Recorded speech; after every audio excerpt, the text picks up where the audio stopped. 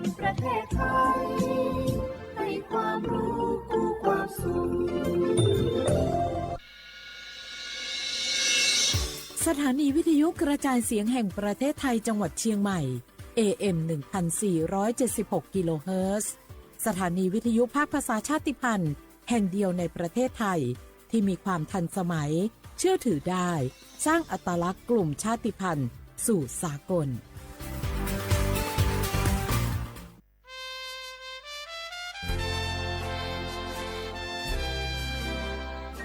เกิดเป็นคนไทยเติบโตบนผืนแผ่นดินไทยจงภูมิใจในความเป็นไทยชาติไทยเรานั้นนับเป็นชาติที่มีความเป็นมาเก่าแก่ยาวนานเรามีภาษาวัฒนธรรมและมีสิ่งต่างๆที่เป็นเอกลักษณ์ให้เราได้ภาคภูมิใจในความเป็นคนไทยเราควรเห็นคุณค่าและมีความรักชาติหวงแหนแผ่นดินอันเป็นมรดกของบรรพชนร่วมภาคภูมิใจในความเป็นไทย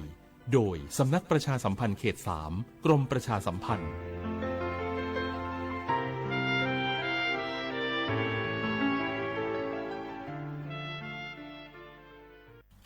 บางคนเมื่ออยู่หลังพวงมาลัยก็กลายเป็นสิ่งนักซิ่งทันที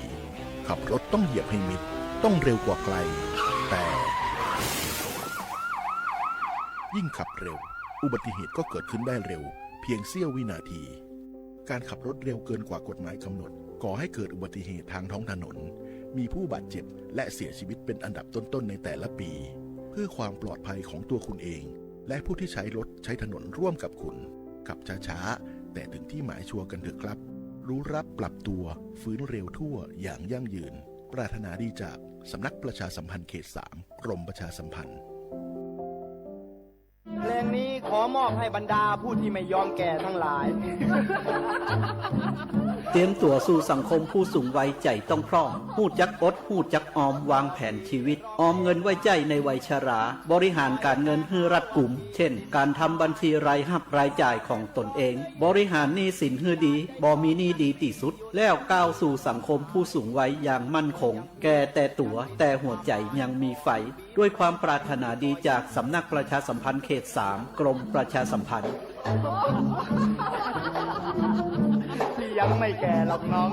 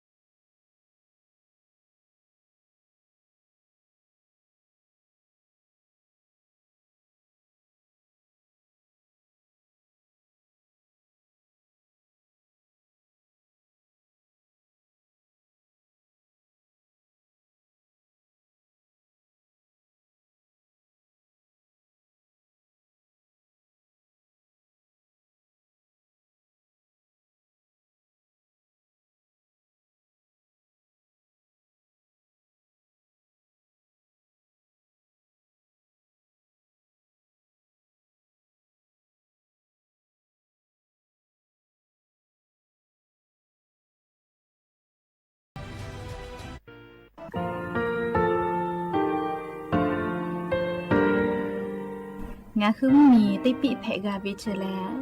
งาคือติกาติชูแลติเลเพกาวิมาเฮยาค่างาคือชอยาออตุคโลกาติเชวิออคืออคาติพาคาชูโยอาชูโยวิโยกาคาเดติเลอติแกกาพุติลาวิทปาตองาคือชอยาอาสติกาวิโยงาคือออตุคโลออคืออคากาติเชวิเวอีเวมาโกติยาเลเลทอกาอายีเวคาชเวเพวิโยอลักวงาคืออตุคโลอคืออคากาติยายามาเตียลาบิโลโกงาคือชอยาทอกาอาสติมากาวิคาชูงาคือมีติปิเพกาวิเจแลงาคือติมูติฉติเพเลอก တေကလေးလေးအရှူရောဝေအဝပရတာဝေကန်တေဖာခါဆာတေဂေခဒေဂဂတေချေဝေထပါတော့ငါခုမီတေပိချခေဖက်လာကဝေယောချဲလေငါခုထေဂျမခိုခါငါခုမီယထာတော့ခပီလာတာဝေပလာဝေတိချစေနီစေဟပါမချဟပါနီငါတိချအောခောထာมัววิทยาลัยวิชาการศึกษาประสานมิตรกเวออคโลจากเกรธาไทจมคุโฮกางาคุมิยาธาปิยาลาตาวิตคติพายโย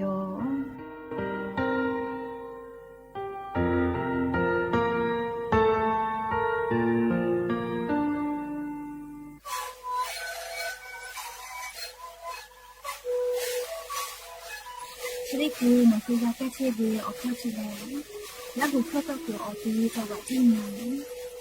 เอ็มนาบาเต็งที่โอหาสิขอตัวเฮเต็งเลงหลอกพ่อออยาก็ชิได้มาเลยและได้ชิ้นมาเลยและถือว่าออยาที่มาดิเทแต่แล้วก็มาดิชอบพยายเต็งเลงแล้วบุคคลก็เชบีและงานแล้วบุคคลก็คือสมานะพระบูในดีโด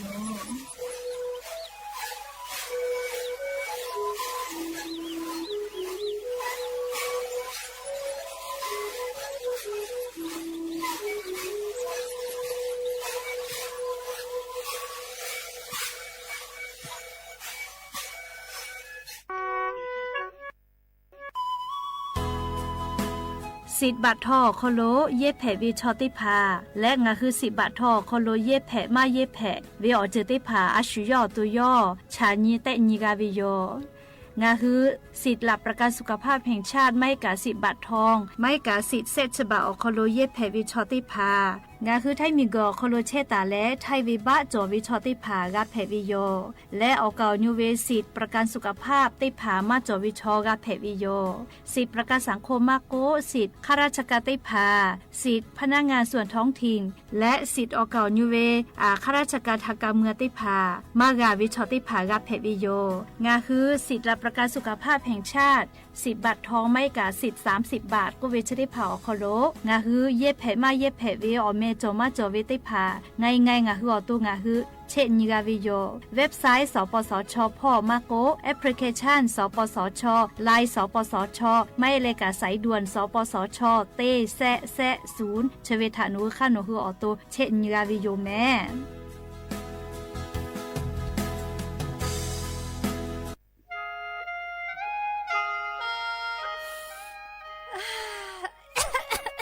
มาดาเวมุคอซาค่าฝุ่น PM 2.5 กเราล้อแม่ปโท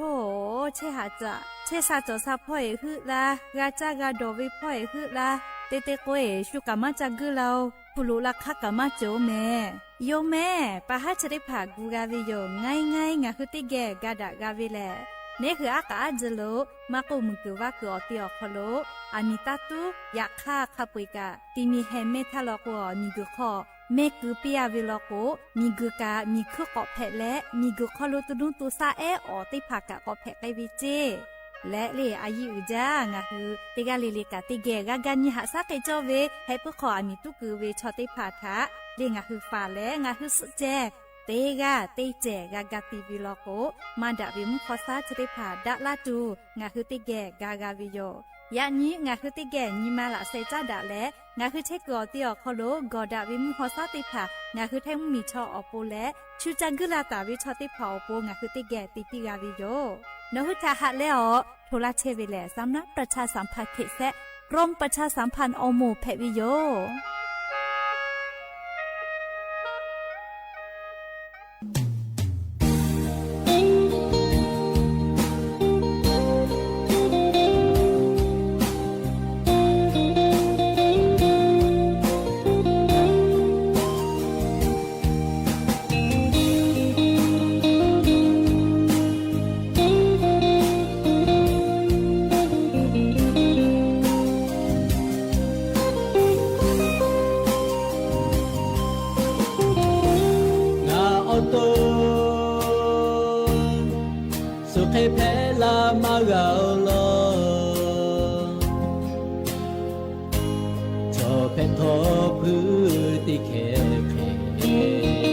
Su so balave fido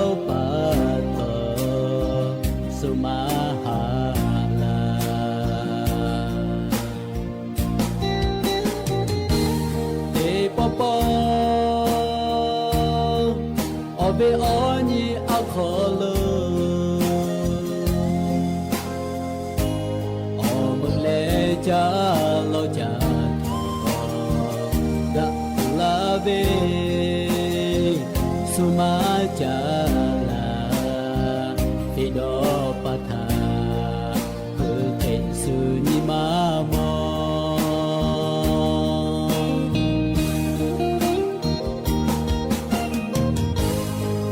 taga tu do haja ha kheti ko ga tu na e ta tu na chi be tu nga phu ma cho ju kha ni be ko lai po ga ya kha tho ga na ta ma ga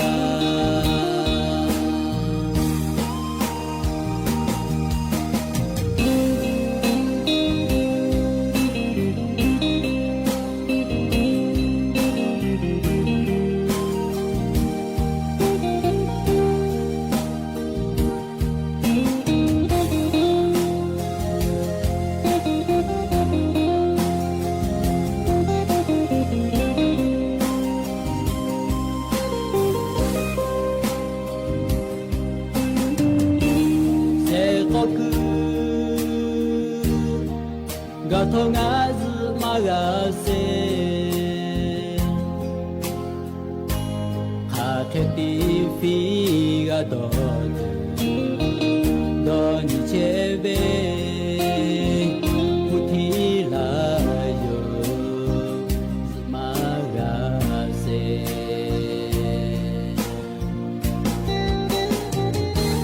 khi mưa lên chỉ nào cha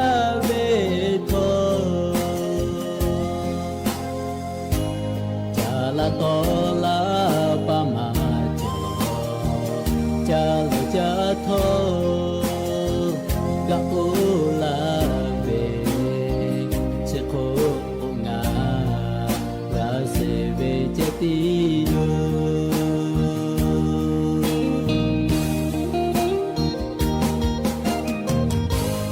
e ta ga tu do haja kheti ko ga tu na e ta tu na chi be tu nga phu ma cho ju kha ni be ko lai po ya kha tho ka na ta ma ga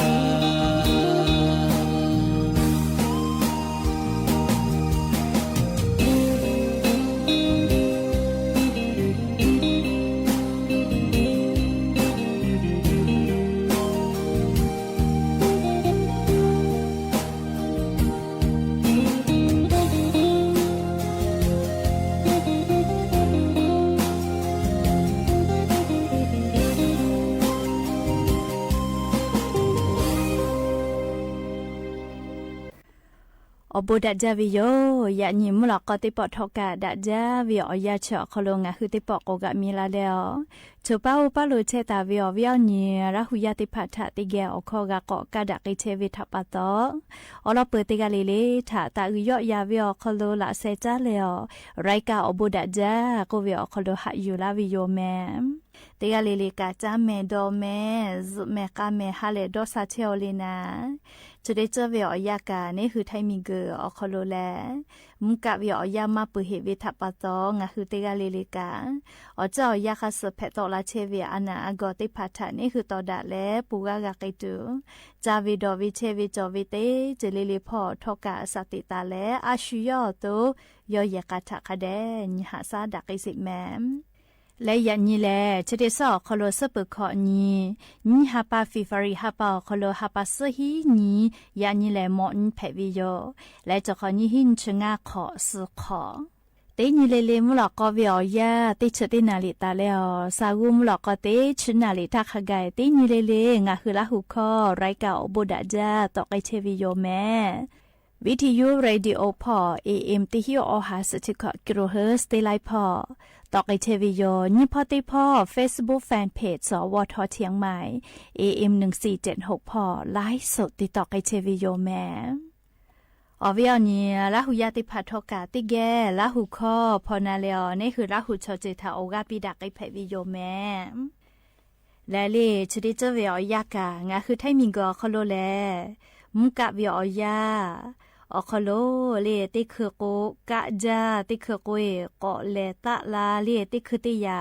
เพเชวิโยเลตินิวิอยาคโลเจติกาอจอยานิเซยาปิปาไกเชวิทัปปะตองาคือติกาเลกาเชซาจอซาพออายิคาเดติแม่ชดิคือเจเยอานาเจเยลูอานาชดิภากาเทเป็นดักไอเชวิโยเลจะได้คืองาคือซาตาพ่อนิเวตยาทาเลให้ปั๊มมีพ่อเวชกาจะเยลูอานาเพเลเนื้อเซเวเลอฮัติจาปาอเมบุวิติติโยแม่เลโก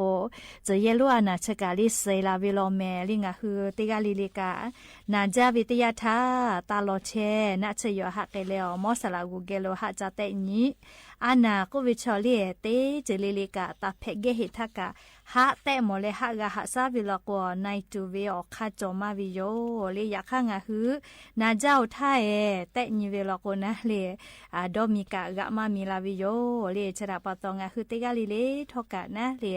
จะได้เจอเวอยาเลอานากะไลจือแพตอลาวิทัปตองหือติกาลิเลกะเลอาชุยอโตยอยากะทะกะคะเดญหาซาดักอิสิแม่ปุลาตาเวชดิฮาปาอคโลเลฮาปาซอนทาเลมิกชดิสอคโลมาเลอานาอนีโกเลแต่วิโยนิเวตยาทาเลมิกชดิสอคโลงาคือชอยามาเลอานาเพเลสเวกามาเจ้าโลเมและเลมิกโคโลเชซาจอซาพออโมกามาเลอานาอนีแต่วิชดอลกุเลงาคือมิกชอยาติกาเลเลกาสติตาเลมาเลอานาทานากาเลเลียชุยอตูฟาเชปุตัวอโปนะแต่ตาวิโยยกนิเวตยาทาลิชอองค์การอนามัยโลก WHO อมูอคโลโยฮือจาลาปิลาตาวิเลมิงกชดิสอคโลเลียงาฮือมิงกชอยามาเลอานาเพเลเซวิชอเลียนาบาวุโซเชียโลจิโกมาเตขอเวียเลียอาลาเคฮีลานเซกาเลมาเลอานาเพเลสเชเวจิเมเลฮีลานเซกาเจมาเวียอาสาเซชตาเลขอชกขอคโลวิชอชัวเกมาเวียอาลาเคอลากาเจและเลมาเลอานาเพวิชเลงาคือชอยามอเลเซเวมาเฮเลมาสยามาโมเฮวิกาลิสยามากะเฮวิกากาสเวเลมาเลอานายูเกเวนะเลเขกวงาคือติกาลิลิกาสติตาเลฟาเชเวออยากาโลเมและลิงาคือไทมิงกอคโลสถาบันมาเรงพ่อกะจาลากอปิลาเวนี่คือไทมิงกอคโลกะติขอเวียมาเลอานาเพวิชอซอสกอเตมอวิกาเตเซออมือสหาลิฮิชกอกะเคกาโลเจและเลมาเลอานาเพเลเซวิกาฮีมืออฮีขอหาข้อชสกะเคจอโลเจเตขอเวียเมเลเคเตเลอนิปุสวาลาโกตินิเวียลินิหันชสกะเคตุโลเจมาเลอานาเพเลเซวินะเลเอกงาคือไทมิงกอคโลกาเลเชซาจอซาพอวิมอสลาอุติภากางาคืออตูคาเดฟาเชปุตัวโปเลเอกมาเลอานามากะเพตูงาคืออตูคาเคกาติฟาเชจอเลโกโกเลติปอติชเวอโลกายูเวลาเลงาคือราหุยาติพัทธะโทมาลากาวิโยเอกนาเมเลมาเลอานามากะเพตูเวฟาเกตูเวออคาสคาจอวิเจเลอลอเตยาเลชูตาดอจตาดอเจเอก็ฮอจอวิอเจติพาจอเกจิเมชูจติพาเลมันเลอานาเพลากอคาลูเพวิเจเลปุตาเลนาบานีเตยาลอโกเลออจจาเวปียาเวและเลอาพีอาเลเมจาคาจาวิกาเลจอเกเจเลอลอโกอาพีอาเลคือเลเมเลติจาจาวินาเลคเตเลอจจาวิปียาวิติผาชกะมาเลอานาเพงไงวิเจเลเซยาเตยาเลงาคือจอเกจอเวอามิซาโคชจาปีจาเวเลคือญูปุญญติจาวิชติภากะจอเกเจอยาเตยาเล จ้าตูมาลุยตูเวเลนะเชอไนเตรตก็เวเลสารการเสียเกลือเวนะเชอเกลือวิชได้ผักกะจอเกเจเลเปื้อเลกะง่ายยาเตยาลโกมาดาเวมลพิษก็เวมุคอซามุคอมุยอมานาเชสาเคมีอปีอซาติผาตาวกือเจเลขอยาเตยามุชาชจาเวียยากะเลมุชาเกขตตตากอเจสยาเตยาเลจ้าตัวเมดามาเมดาซาเลเลกะเลอีกาโลกาเวงาสาวจุใจจะได้ผาจอกเจแม่มาเลอานาเพงไงวิเจเลสยานะเลอจะได้ผาเลเนี่ยคือจอกกาเวลโกมาเลอานาติผาทะฝากกาตุโยเจบุจเวจ้าตัวติผาคาเดจ้าโอกาคาเดจอเจและเลเนี่ยคือตัวคอโลติขอติปออานาติผากะคาเดแตะเชจิแมลีชกาเชซาจอซาพอสอก็เวอมูนะเลงาหึงมียาติผามาเลอานาติผาทะนากาเลฝาเชปุตัวอโปเลมาเลอานาทะฝาไกตุเวสข้าวลอติผาจะเขปีลาตาวิโยแม่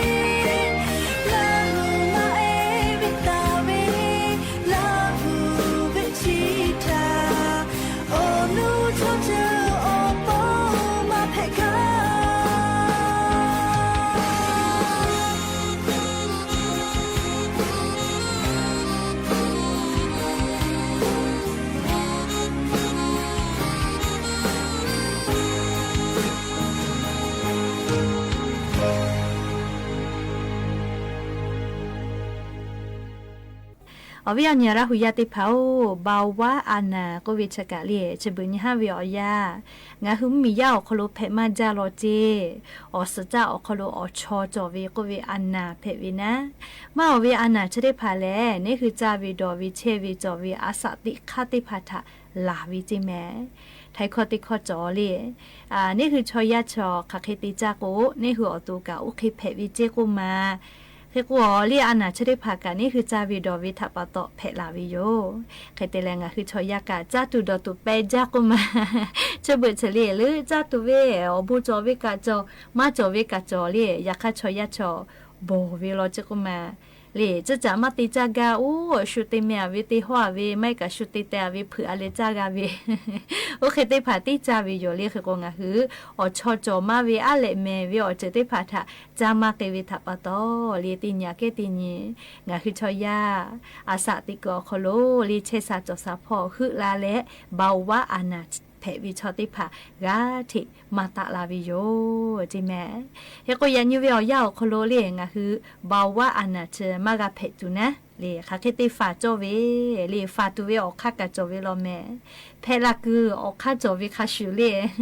ฟาคือออกคากะโจเวโลแม่เลเคโกบาวะอานาเชมากาเพตุเลฟาเกตุเวออกคาติภาเต้เรียมาเตเลโกโก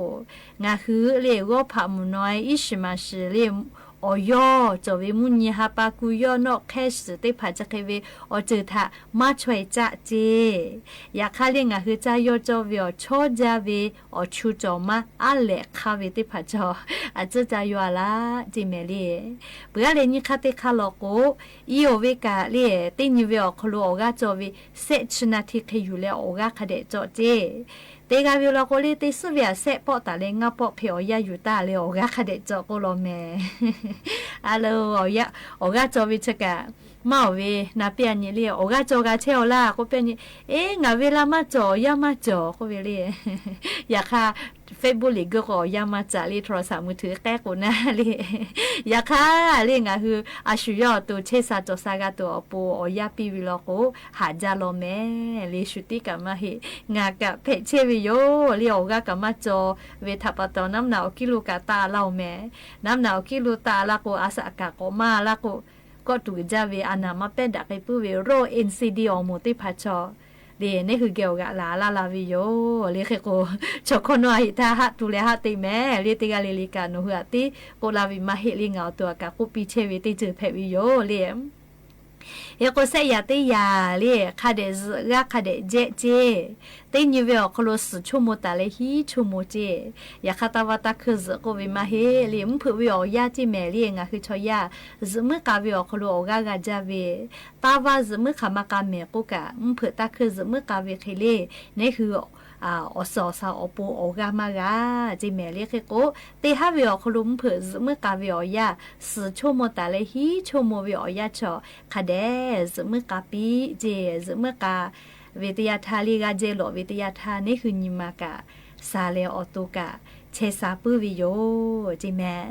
อยาติยาชอมาติจอวิอเจเจเลชูตาดอเจจิกาตาดอเจเตกาวลาเลชนิยาตุกงาเตกาวเมเลกะเตเลลีอาสาเซชงะขอคู่วิชอติผาติขอวิติปอเลอตุขอลูอานาจอมาจอวิติผาจาเตอินเชจิแม่เรียเสร็จชงะขอโคตาวิโยเรียงคือกันแต่ขอเตปอเรียตรวจสุขภาพประจำปีก็เวเรียอานาติผาคาเดจาเตอินเชเจอานามาติจึกะตาเพเกหิทากันนี่คือหะเตหมเลหะกะหะซาวิโลกัวในตุวิอคากะจอมาวินะเรียเอกงะคือเตกะลิเลกะเชซาจอซาดูวิชติผาถาอายิเตแม่เวลามาจอยามาจอก็แล้วเรียอาชุยอตุถามหาวิตาเตเรียงาคือชอยาชออาชุยอตุถามหาปุวิโลโกชุทาหากาตุวิชกะหาจาเจ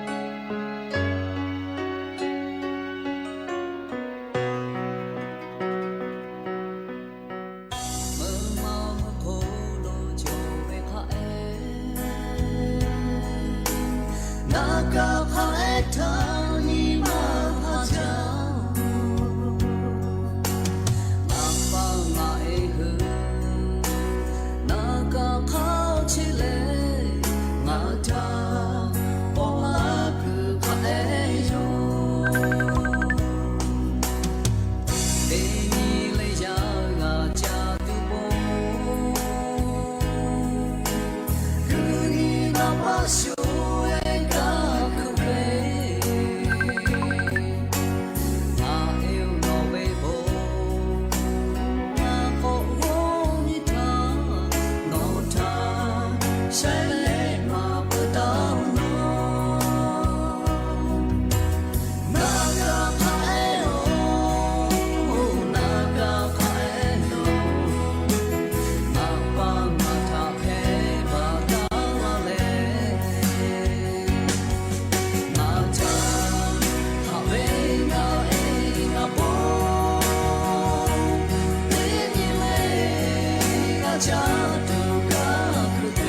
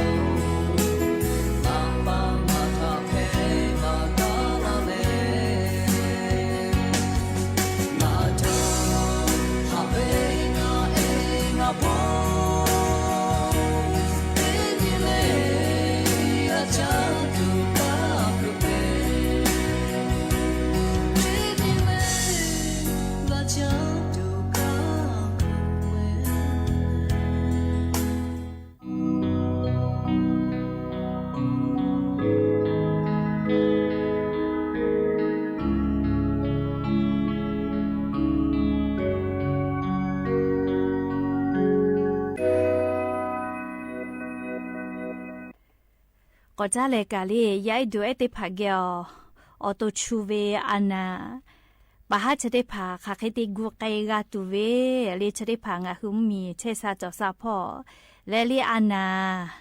ตอดะแล้วฝาพ่อก็ติเชเวอโมติผากะจีดะแล้วออกคากูไกเชเวจิแม่นิเวตยาทายาเอติผาเลียออตุชูจาลืจาวิตยาทายาเออุนอเนพอละและวิจะได้ผากะยอกเกวิโลเจหะมาลากาวิเจเลียกเตและยาเอชูจาเวจะได้ผาเลียปะฮะจะหะมากูวิโลโกอุสพ่องาขออุสพ่อแลเลียงะคือไทมิกอขอโลอาสาอินจะขอคู่วิติมูแลนิกาวิอคโลเตกาแลยาเอติผาออตุชูจาแลนากิตุโยจิแม่เลออตุชูวิชกาอานาไลเจอแพะไกปื้อวิโยคาเตเลมาเป็นดักไกปื้อวิอานาเมลิชูจาวิชกายก็จะได้คือกระทรวงสาธารณสุขพอกาลิมมีวิอเลียวค่ะก็กูแทแล้วปาตุโยเจเล่จะสายคโลฮอตาวิมอติผานะเดียยจัตุวิมอติผามากะชูจากไอตัวโปเล่คือว่ามือชอจาวิมาโกอาเลเมจาวิจะได้ผาคาเคติอยู่ยอกาตุเวเลยยายอตุชูเวอานามากะแพกไอตูอคาติผาจาเลกุไกตุโยเจเลนาวิจัยสถาบันวิจัยประชากรและสังคมพ่อเวมหาวิทยาลัยมหิดลพ่อจะได้คือเวอย่ำมีเวอเลี้ยวค่ากฎหมายกูปาไกตุโยเจยาไอจาเลชูเวเล่จาตุเตผาจะได้ผา ชอจาเวชูตูเวอจะได้ผาเรียกเคกาติกุยอกไอตูเวขาไม่กากุเพตูเวน่าเรียจะได้ผาจ้าตูดอตูพ่อกำมีเวอเลี้ยวข้ากดไม้แต่และปีปากไอตูโยจะเรียจะได้ขอข้ากุเชเหเวเตแขนะเรียเอกว่าฉันยี่เต้นอยู่เวอคโลย้ายได้ผาอตูชูใจเวนะเรียจ้าลาวอกาตาเวคัสเลียซ้ำมีอคโลนาบะเซเชอโลจิแม่เลียงาคือไทยมีอคโลย้ายด้วยได้ผาชูจาเวและเลอุสพอนี้หิงาหาสุดเสขอเวียยาเลยย้ายได้ผาจ้าวิดอวิพ่อจ้าตุชอจาเลชูตุเวจ้าตุเตจ้าวิลโก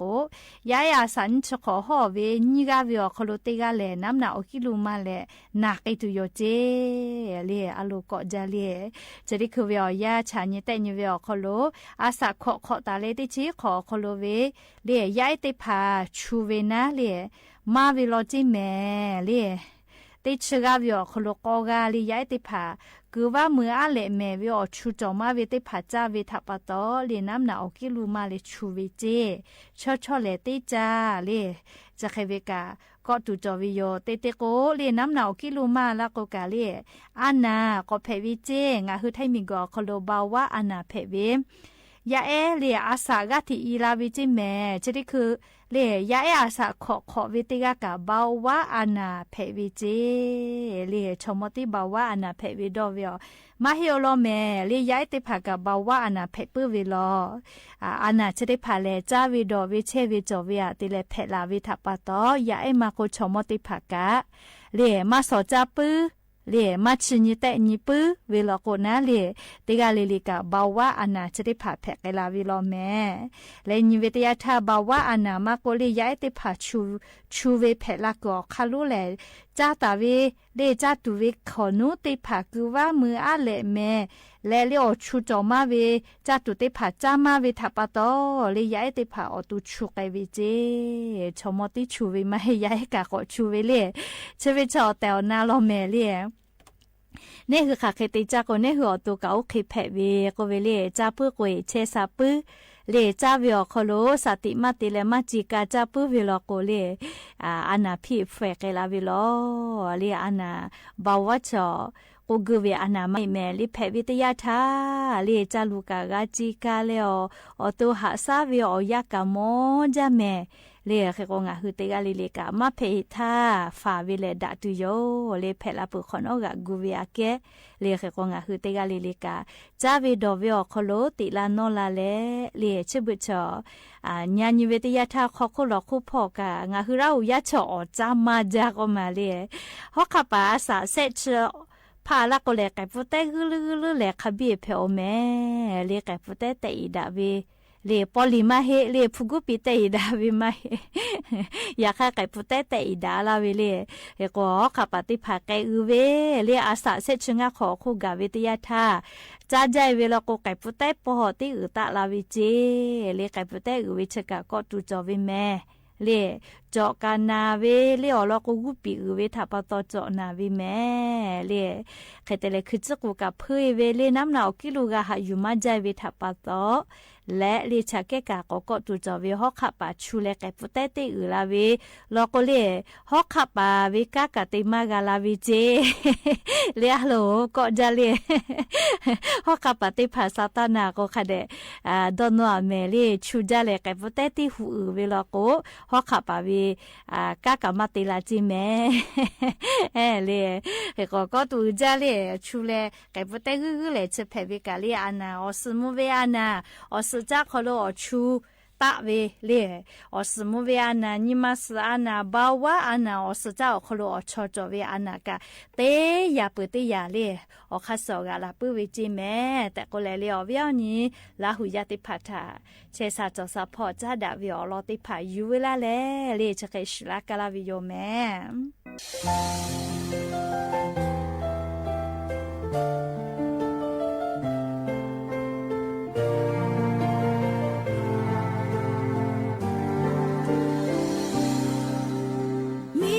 cho ya te ya le le ha da ve kho te ge che le mơ cơ so lo o cho te che phe khe no nga ni ya ha da ve cho mi gu cho ya chi ဖေပြဝါ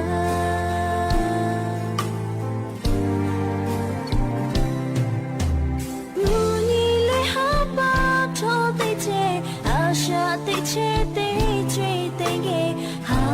ဝေအခုရေချေပိကတိခေါ်ဟာဝေရှာဝေကဖူထောကရေကာအခုနီရတဲ့ကေလာရှိချာတော့တာအာယိုနော်ချငါဟာချာ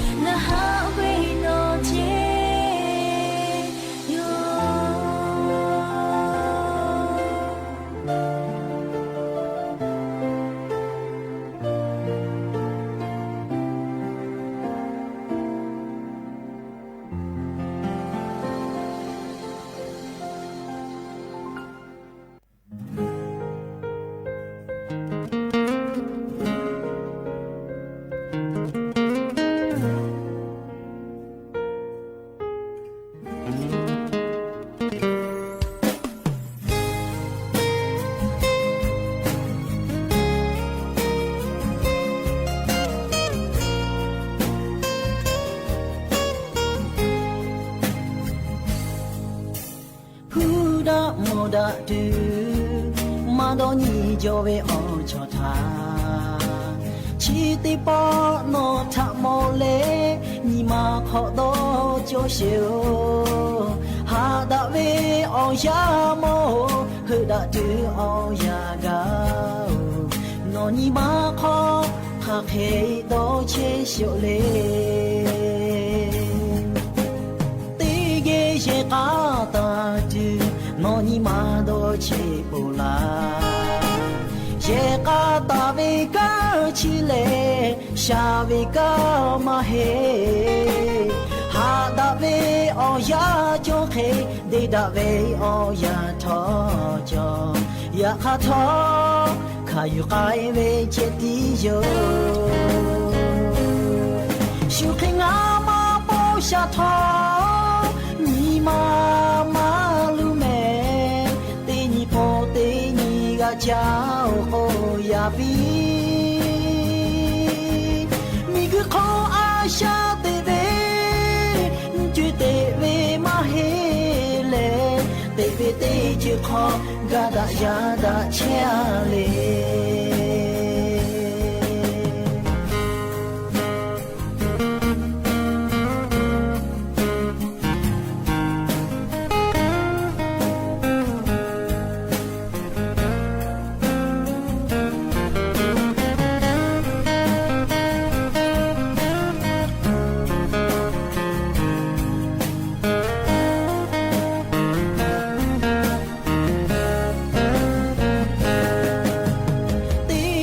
也嘎达的，那你妈都去不啦？也嘎达为个起来，下为个嘛嘿。哈达为哦呀就嘿，地达为哦呀头就呀哈头，卡有爱为接地哟。树根阿妈不下头，你妈妈路没，对你不对你个叫哦呀比，你个口阿下对喂，绝对喂嘛嘿嘞，对喂对就靠嘎达呀达切嘞，树根阿妈不下头。你妈妈路没，对你不对你个叫好呀比，你个口阿下对呗，绝对为嘛嘿嘞，对呗对就靠嘎达呀达切嘞。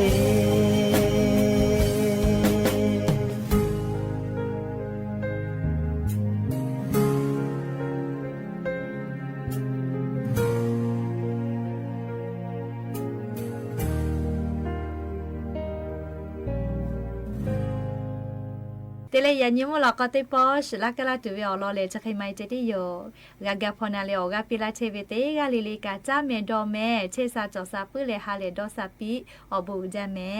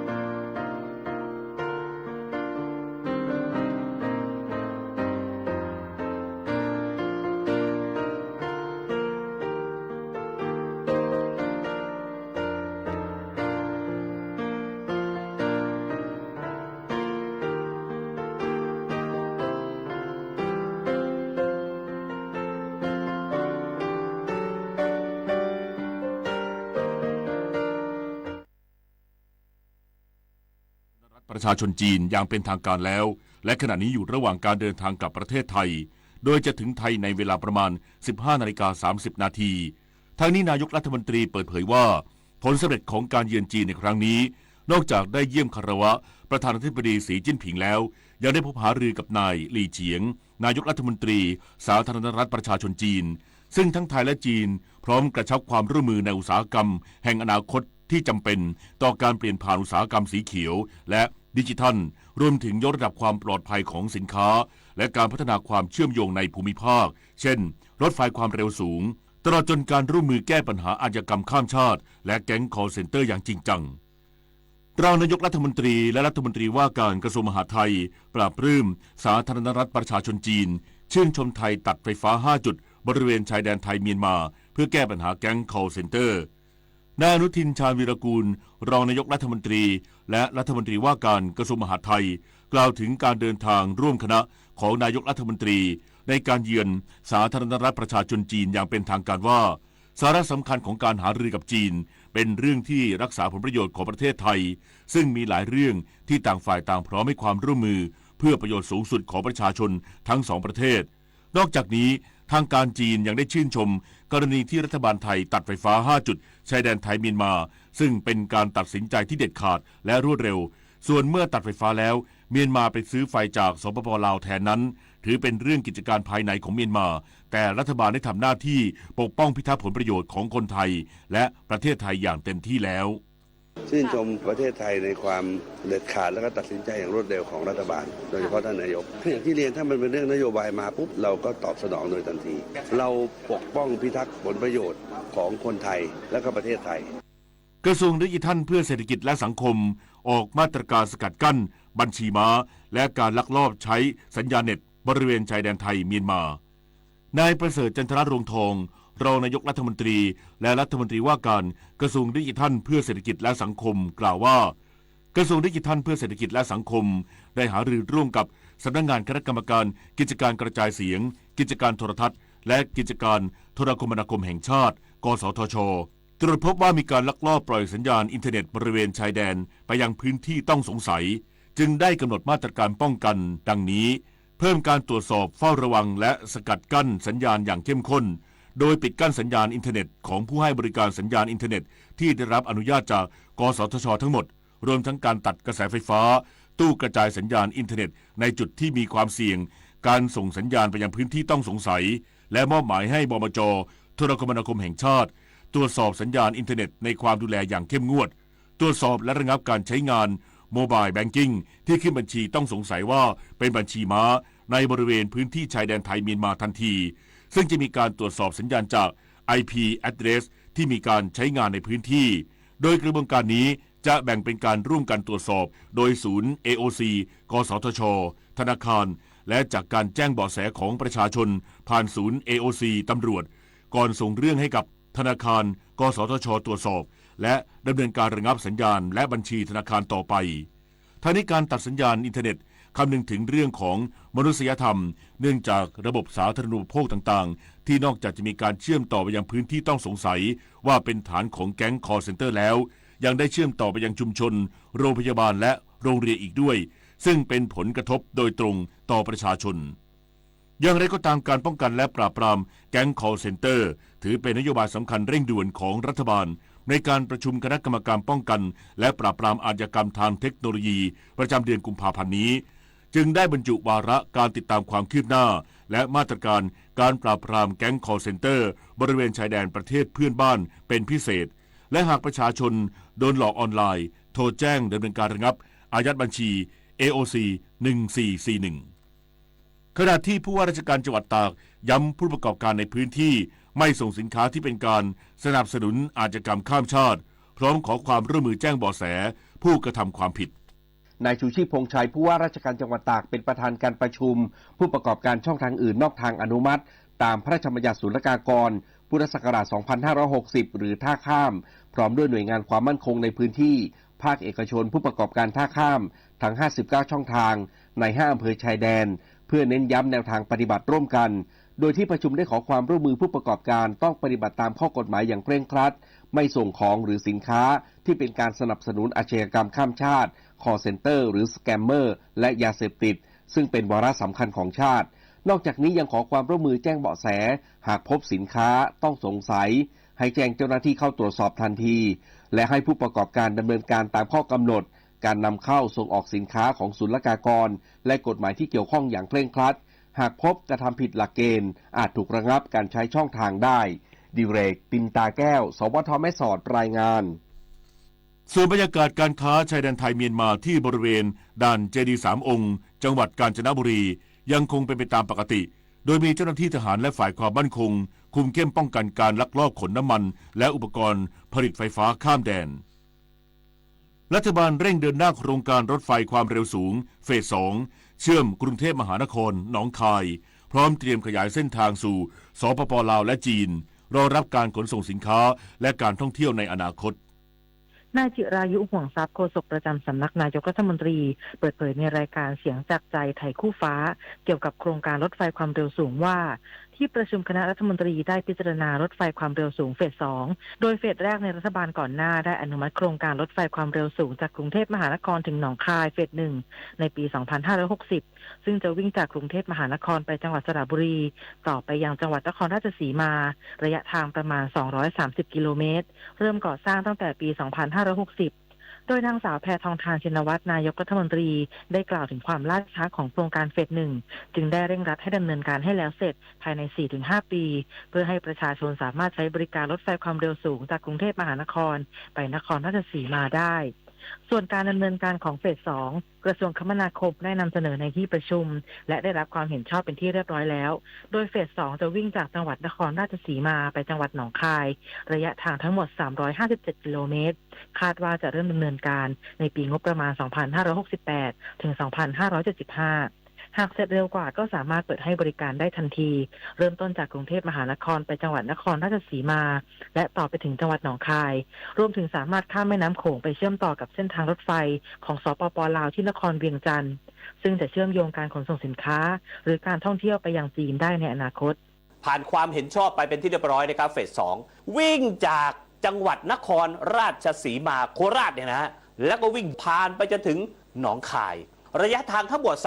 357กิโลเมตรเริ่มดำเนินการในปีงบประมาณนี้ต่อเนื่องไปจนถึงปีพุทธศักราช2575แต่อันนั้นเป็นกรอบจริงๆแล้วถ้าเกิดเสร็จทันวิ่งก่อนก็สามารถวิ่งจากกรุงเทพมหานครไปที่โคราชต่อไปที่หนองคา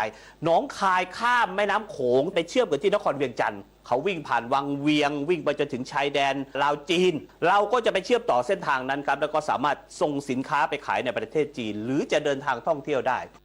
นอกจากนี้กระทรวงคมนาคมยังมีแผนพัฒนาเส้นทางรถไฟความเร็วสูงอื่นๆอาทิกรุงเทพเชียงใหม่กรุงเทพสุไหงโกลกปาดังเบซาและหาดใหญ่ด้วยชวิสาปทุมมารายงานและในโอกาสครบรอบความสัมพันธ์ไทยจีน50ปีไทยจะได้รับหมีแพนด้ายักษ์คู่ใหม่เพื่อเป็นสัญลักษณ์แห่งมิตรภาพระหว่าง2ประเทศนายจิรายุหงส์ทรัพย์โฆษกประจำสำนักนายกรัฐมนตรีกล่าวในรายการเสียงจากใจไทยคู่ฟ้าว่าในการประชุมคณะรัฐมนตรีเมื่อวันที่4กุมภาพันธ์ที่ผ่านมานางสาวแพทองธารชินวัตรนายกรัฐมนตรีได้กล่าวถึงการเตรียมความพร้อมในการรับหมีแพนด้ายักษ์คู่ใหม่จากประเทศจีนเพื่อเป็นสัญลักษณ์แห่งมิตรภาพระหว่างไทยจีนหลังจากการเดินทางไปเยือนจีนของนายกรัฐมนตรีและการพบกับประธานาธิบดีสีจิ้นผิงรวมถึงนักธุรกิจและผู้นำจีนหลายท่านโดยนายกรัฐมนตรีได้ขอให้หน่วยงานที่เกี่ยวข้องเตรียมความพร้อมในด้านต่างๆทั้งการเลือกสถานที่และการจัดงานต้อนรับหมีแพนด้ายักษ์ที่มาประเทศไทยซึ่งจังหวัดเชียงใหม่ได้รับการยืนยันว่ามีความพร้อมในการรองรับกิจกรรมดังกล่าวนอกจากนี้ขอให้เตรียมการตั้งชื่อหมีแพนด้าใหม่ด้วยสถานการณ์โรคพิษสุนัขบ้าในประเทศไทยยังไม่พบการระบาดจากโคสู่โคร่วมฝูงหรือสู่เกษตรกรผู้เลี้ยงสัตว์นายอนุกูล พฤกษานุศักดิ์รองโฆษกประจำสำนักนายกรัฐมนตรีเปิดเผยว่าปัญหาการระบาดของโรคพิษสุนัขบ้าที่มีการแพร่โรคในกลุ่มโคกระบือในประเทศไทยปัจจุบันโรคพิษสุนัขบ้าพบการระบาดในบางพื้นที่และพบมากในกลุ่มสุนัขจรจัดจากข้อมูลการระบาดของโรคพิษสุนัขบ้าย้อนหลัง5ปีพบการติดเชื้อในโคกระบือเฉลี่ยอยู่ที่26ตัวต่อปีและมีสาเหตุจากการติดเชื้อมาจากการถูกสุนัขกัดซึ่งพบมากในแถบภาคตะวันออกเฉียงเหนือและภาคใต้ทั้งนี้ยังไม่พบการแพร่ระบาดจากโคสู่โคร่วมฝูงหรือสู่เกษตรกรผู้เลี้ยงนอกจากนี้องค์การอนามัยโลกหรือ WHO ออกประกาศเตือนว่าการรับประทานเนื้อโคที่ติดเชื้อโดยไม่ผ่านการปรุงสุกอาจมีความเสี่ยงต่อการติดโรคพิษสุนัขบ้าดังนั้นหากบริโภคเนื้อสัตว์ที่ติดเชื้อควรรีบเข้ารับการฉีดวัคซีนป้องกันโรคพิษสุนัขบ้าโดยด่วนอย่างไรก็ตามโอกาสการติดเชื้อมาจากการสัมผัสหรือบริโภคเนื้อดิบถือว่าค่อนข้างน้อยกรมปศุสัตว์ได้ดำเนินมาตรการเฝ้าระวังและควบคุมการแพร่ระบาดของโรคพิษสุนัขบ้าอย่างเข้มงวดดังนี้ลงพื้นที่สอบสวนโรคทันทีเมื่อพบการระบาดฉีดวัคซีนป้องกันโรคพิษสุนัขบ้าให้สุนัขและแมวทุกตัวรอบจุดเกิดโรคติดตามหาคนหรือสัตว์ที่ถูกกัดภายในรัศมี5กิโลเมตรจากจุดเกิดโรคกักสัตว์ที่ถูกกัดหรือสัมผัสเชื้อรวมถึงโคกระบือในฝูงที่พบโรคเพื่อดูอาการ15วันพร้อมฉีดวัคซีนจับกลุ่มสุนัขจรจัดในพื้นที่ต้องสงสัยเพื่อนำมากักดูอาการทำหมันและฉีดวัคซีนประกาศเขตโรคระบาดสัตว์ชั่วคราวเป็นเวลา30วันและเฝ้าระวังโรคต่อเนื่องนาน6เดือนและประชาสัมพันธ์ให้ประชาชนรู้เรื่องการป้องกันและควบคุมโรคพิษสุนัขบ้าสำหรับกรณีจำเป็นต้องทำลายปศุสัตว์ที่ต้องสงสัยติดเชื้อกรมปศุสัตว์จะจ่ายเงินชดเชย3ใน4ของราคาสัตว์ตามพระราชบัญญัติโรคระบาดสัตว์นอกจากนี้กรมปศุสัตว์ยังผ่าตัดทำหมันสุนัขและแมวฉีดวัคซีนป้องกันโรคพิษสุนัขบ้าให้ครอบคลุมมากกว่า80%ทุกปีศักดิ์สิทธิ์ประดับสินรายงานกรมพัฒนาธุรกิจการค้าลงพื้นที่ให้ความรู้เกษตรกร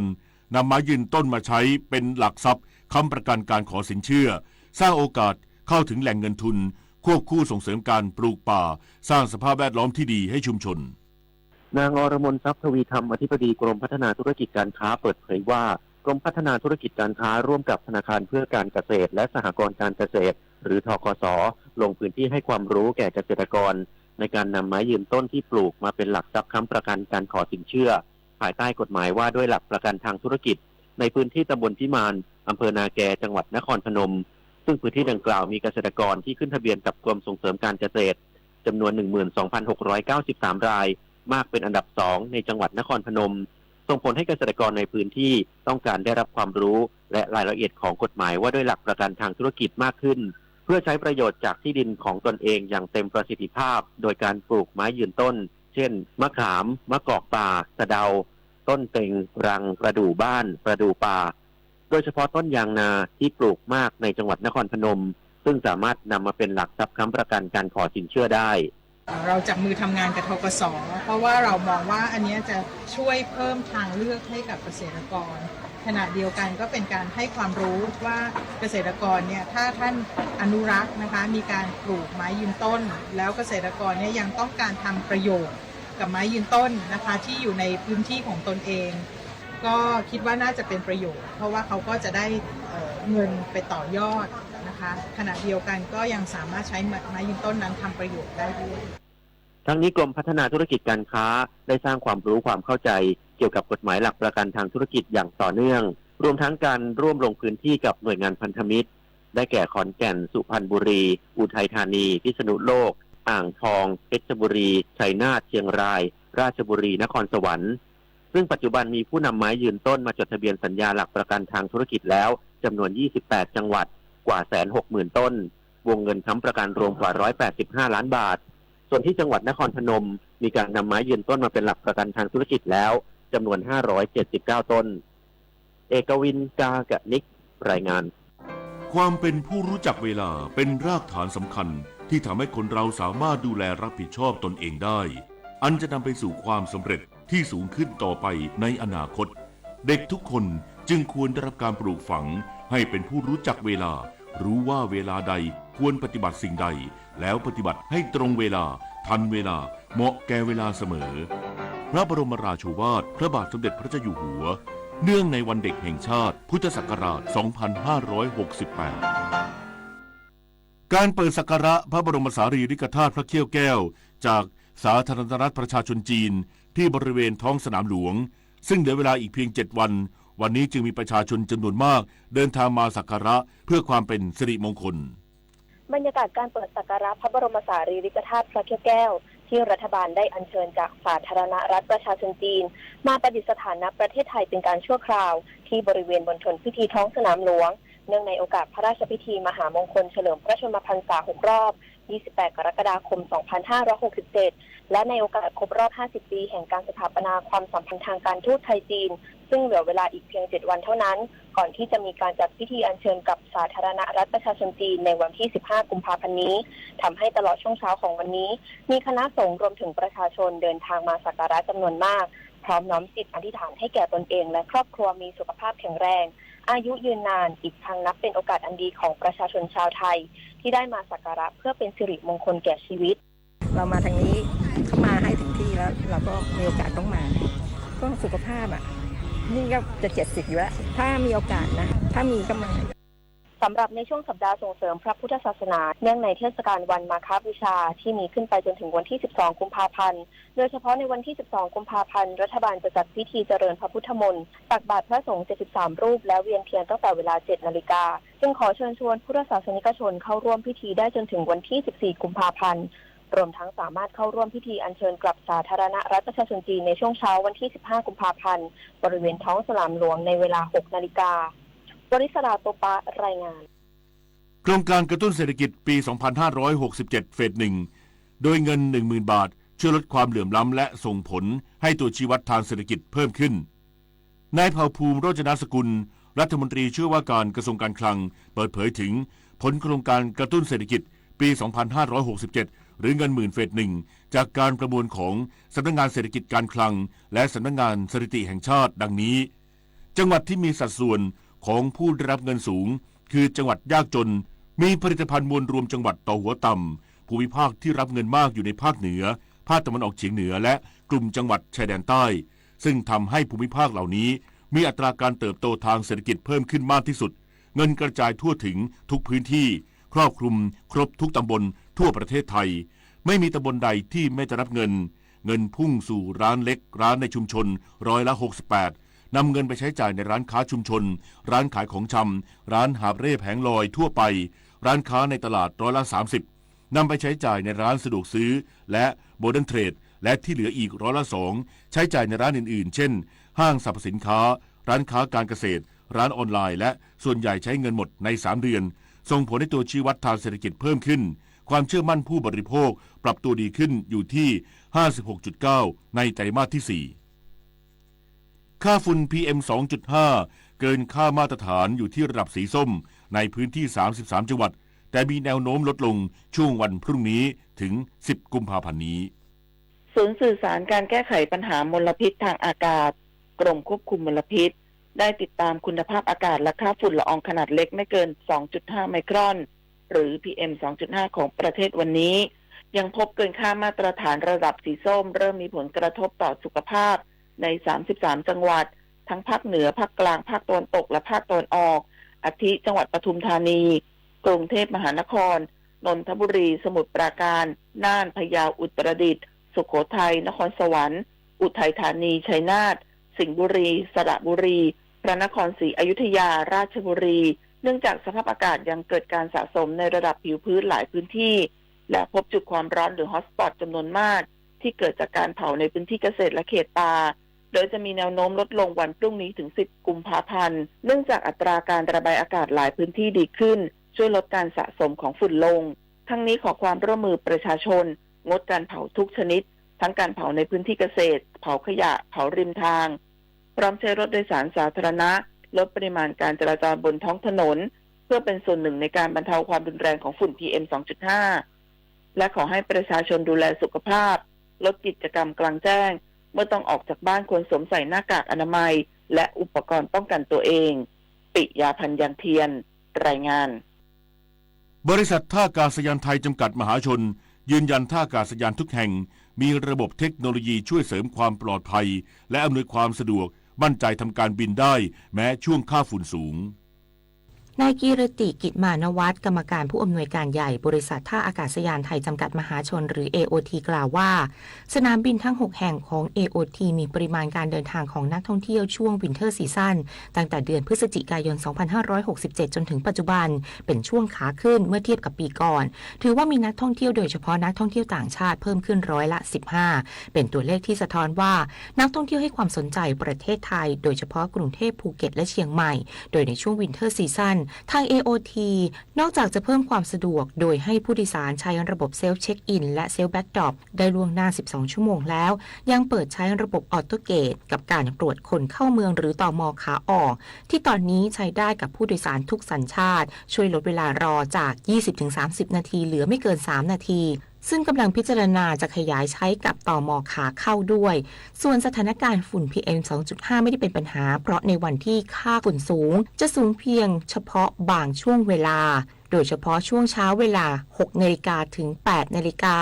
แต่เครื่องบินสามารถลงจอดได้อย่างปลอดภัยเพราะสนามบินทั้ง 6 ของ AOT มีระบบลงจอดอัตโนมัติหรือในกรณีที่นักบินต้องการทำการลงจอดเองก็สามารถเปลี่ยนสนามบินที่จะทำการลงจอดได้โดยที่ท่าอากาศยานจะบริหารอำนวยความสะดวกแก่ผู้โดยสารให้ได้รับผลกระทบน้อยที่สุดเรื่องของหมอกควันเป็นเฉพาะบางช่วงเวลาสั้นๆคือไม่ได้เป็นต่อเนื่องช่วงที่จะมีปัญหากับการบินจริงๆเนี่ยจะเป็นช่วงหมอกหนาทึบในช่วงเช้าซึ่งช่วงที่หมอกหนาทึบแบบนี้เนี่ยปกติแล้วเนี่ยส่วนใหญ่ก็ยังบินได้ก็จะมีบางครั้งจริงๆที่ถือว่าเป็น special case นะครับต้องกราบเรียนว่าทั้งดอนเมืองสุวรรณภูมิและทั้ง6ท่าอากาศยาน AOT เนี่ยเรามีระบบนำจอดอัตโนมัติอยู่แล้วซึ่งนักบินเนี่ยสามารถเลือกใช้ GPS ในการ take off และ landing ได้ทอเราก็พร้อมในการที่จะปรับปรุงแล้วก็เป็นร่วมเป็นเจ้าบ้านในการก้าวไปสู่เรื่องของการพัฒนาการท่องเที่ยวเพื่อรองรับนักท่องเที่ยวที่จะเดินทางมาซึ่งเฟสติวัลหน้าเนี่ยสำคัญเลยก็คือสงกรานต์จะเกิดขึ้นซึ่งตรงนี้ก็เป็นสิ่งที่ทาง AOT เราให้ความสำคัญแล้วก็พร้อมที่จะรองรับนักท่องเที่ยวไปด้วยกันครับ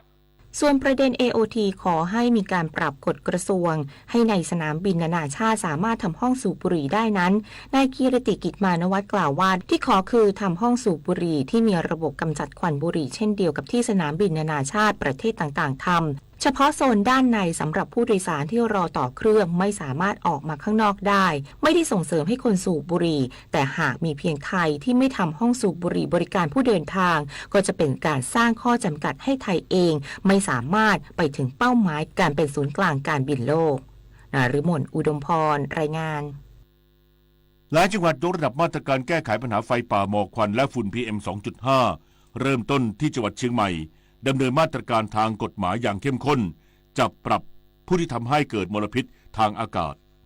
นายศิวกรบัวป้องรองผู้ว่าราชการจังหวัดเชียงใหม่กล่าวว่าจังหวัดเชียงใหม่ได้ขับเคลื่อนการป้องกันแก้ไขปัญหาหมอกควันและฝุ่น PM 2.5 หลายมาตรการอาทิการรณรงค์ไถกลบพื้นที่ทางการเกษตรซึ่งดำเนินการแล้วกว่า 250,000 ไร่การรณรงค์ประชาสัมพันธ์ส่งเสริมการตระหนักรู้ให้กับประชาชนในการห้ามเผาโดยการเคาะประตูบ้านหยุดเผาหยุดฝุ่นเพื่อคุณเพื่อเราเพื่อให้เกิดการรับรู้ถึงความสำคัญของการห้ามเผาในทุกครัวเรือนและมาตรการบังคับใช้กฎหมายอย่างเข้มข้นโดยตั้งแต่เดือนมกราคมถึงกุมภาพันธ์มีผู้ฝ่าฝืนถูกดำเนินคดีจับปรับแล้วจำนวน 8 รายตอนนี้ที่ได้รับรายงานจากทางตำรวจภูธรจังหวัดนะครับ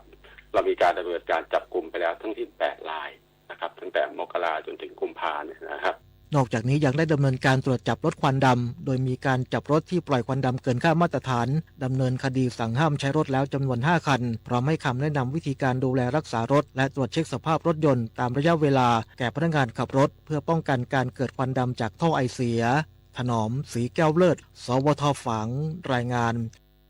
จังหวัดอำนาจเจริญเดินหน้ารณรงค์เคาะประตูบ้านเชิญชวนประชาชนงดการเผาขยะและเศษวัสดุทางการเกษตรมุ่งหวังลดปัญหาฝุ่น PM 2.5 ในช่วงนี้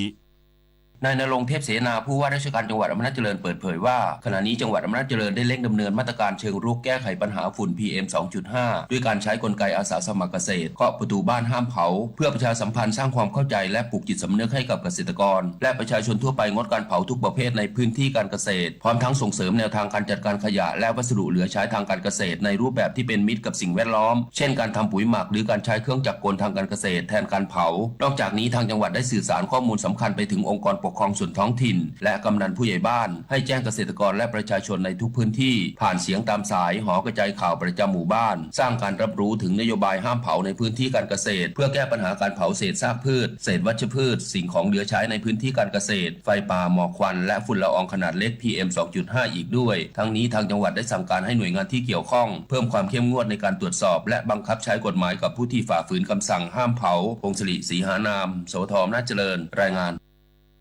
จังหวัดประจวบคีรีขันธ์แจ้งเตือนประชาชนอย่าฝ่าฝืนลักลอบเผาทุกชนิดเด็ดขาดหลังเจ้าหน้าที่มีการดำเนินคดีจับปรับจริงแล้วโดยมีระบบเรดาร์ตรวจจับระบุพิกัดชัดเจนนายธนวัฒน์เรืองเดชหัวหน้าสำนักงานป้องกันและบรรเทาสาธารณภัยจังหวัดประจวบคีรีขันธ์เปิดเผยว่าขณะนี้จังหวัดได้เข้มงวดบังคับใช้กฎหมายตามมาตรการหยุดเผาหยุดฝุ่นเพื่อลดปัญหาหมอกควันมลพิษฝุ่นละอองขนาดเล็ก PM 2.5 โดยขณะนี้พบว่าบางอำเภอมีการจับปรับตามกฎหมายกับผู้กระทำผิดไปแล้วจึงขอแจ้งเตือนประชาชนอย่าฝ่าฝืนลักลอบเผาเด็ดขาดปัจจุบันมีระบบเรดาร์ตรวจจับพิกัดการเผาหากมีการเผาในพื้นที่ใดจะขึ้นข้อมูลทันทีว่าเหตุเกิดในพื้นที่หมู่บ้านตำบลใดใครเป็นเจ้าของสวนสามารถตรวจสอบข้อมูลย้อนหลังได้24ชั่วโมงและทันทีที่ได้รับแจ้งเหตุเจ้าหน้าที่ตำรวจและฝ่ายปกครองจะลงพื้นที่สอบสวนเพื่อดำเนินการตามกฎหมายพร้อมกันนี้ขอความร่วมมือเกษตรกรจัดการเศษวัสดุเหลือใช้ทางการเกษตรอย่างถูกวิธีทดแทนการเผาส่วนประชาชนทั่วไปขอให้งดการเผาทุกชนิดในที่โล่งเพื่อลดปัญหาฝุ่นละอองขนาดเล็ก PM 2.5 ธนวัฒน์ วงศ์วิริยะวณิช สวท.ประจวบคีรีขันธ์รายงานท่านผู้ฟังครับภาครัฐมีความพยายามแก้ไขปัญหายาเสพติดในพื้นที่จังหวัดชายแดนภาคใต้ซึ่งเป็นพื้นที่พหุวัฒนธรรมที่มีความหลากหลายและละเอียดอ่อนจึงจำเป็นต้องใช้ความร่วมมือจากประชาชนและชุมชนในพื้นที่ร่วมด้วยรายละเอียดติดตามได้จากรายงานครับหนึ่งในปัญหาสำคัญในพื้นที่จังหวัดชายแดนภาคใต้คือการแพร่ระบาดของยาเสพติดซึ่งมีความแตกต่างจากพื้นที่อื่นเนื่องจากไม่ใช่เส้นทางการลักลอบนำเข้าแต่จะมีลักษณะการแพร่ระบาดในชุมชนโดยเฉพาะยาบ้าและยังเป็นแหล่งพักยาเสพติดประเภทเฮโรอีนและไอซ์เพื่อเตรียมลำเลียงส่งต่อไปยังประเทศที่3โดยพลตำรวจโทพานุรัตน์หลักบุญเลขาธิการคณะกรรมการป้องกันและปราบปรามยาเสพติดหรือปปส.กล่าวว่ากระทรวงยุติธรรมได้มีการตั้งคณะทำงานเพื่อสกัดกั้นยาเสพติดจากพื้นที่ภาคกลางไม่ให้ลงไปสู่พื้นที่ภาคใต้รวมทั้งตรวจสอบแหล่งพักยาในพื้นที่จังหวัดชายแดนภาคใต้ด้วย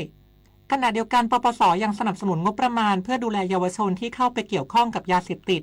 เพื่อทำให้พื้นที่ชุมชนกลายเป็นชุมชนเข้มแข็งและยังร่วมกับสำนักงานตำรวจแห่งชาติ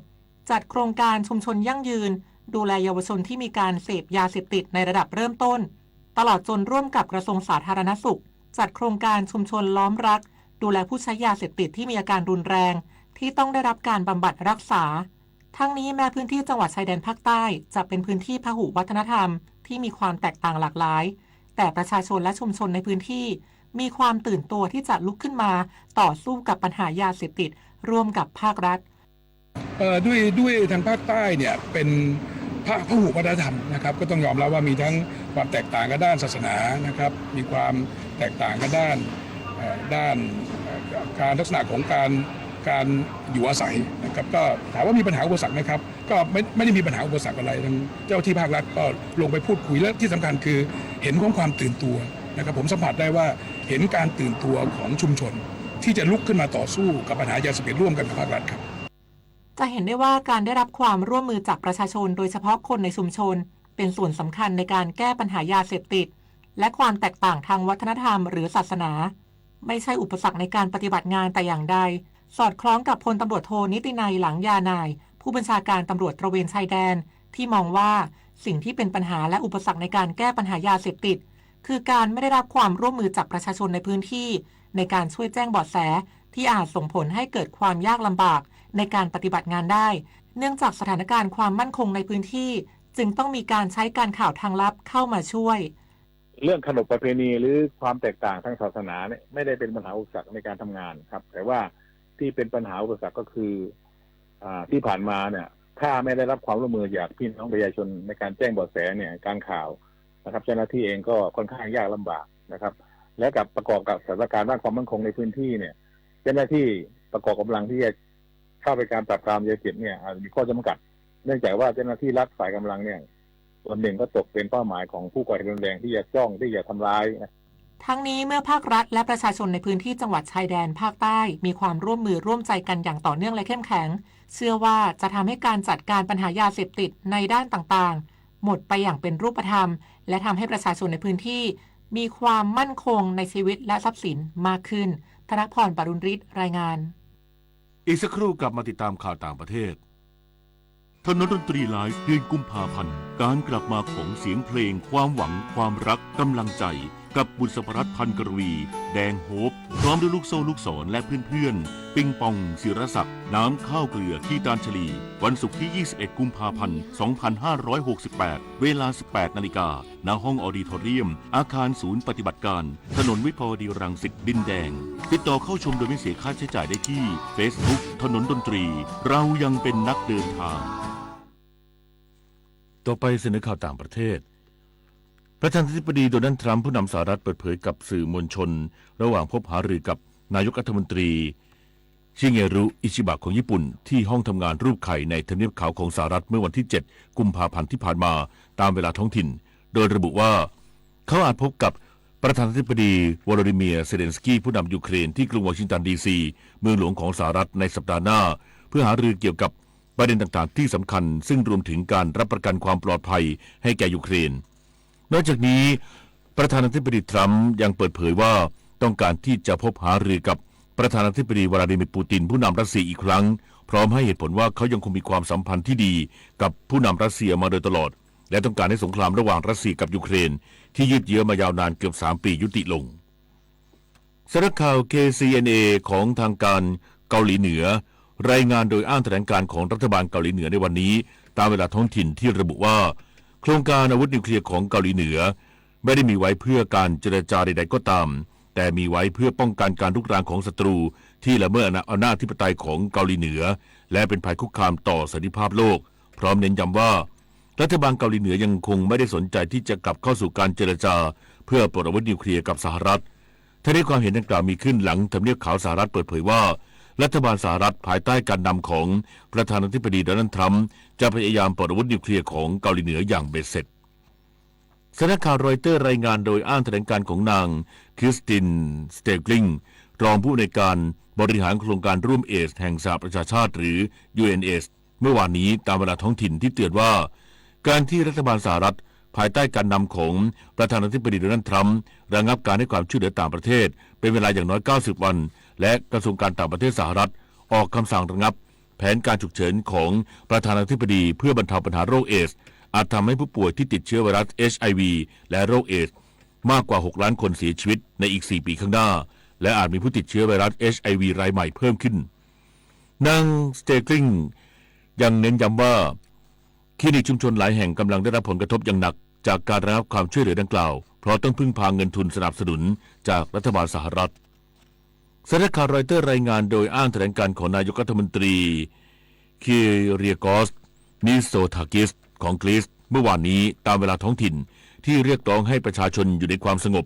และปฏิบัติตามคำแนะนำจากหน่วยงานป้องกันภัยพลเรือนของกรีซหลังเกาะซานโตโรนีซึ่งเป็นสถานที่ท่องเที่ยวชื่อดังเกิดเหตุแผ่นดินไหวมากกว่า100ครั้งในช่วงสัปดาห์ที่ผ่านมาจนทำให้ประชาชนมากกว่า 10,000 คนต้องอพยพไปยังพื้นที่ปลอดภัย